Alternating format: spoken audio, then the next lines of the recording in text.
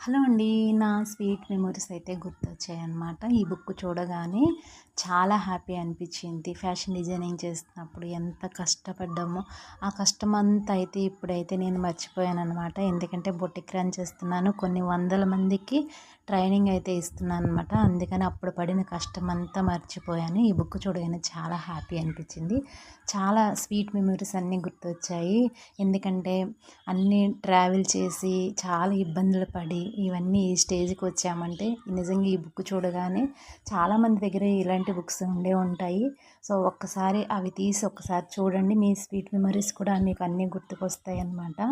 So ఈ book ఉండటం వల్ల మన పిల్లలు కూడా చూస్తూ ఉంటారు. చక్కగా వాళ్ళకు కూడా మంచిగా ఫ్యాషన్ డిజైనింగ్ చేయాలని వాళ్ళకు కూడా అనిపిస్తుంది.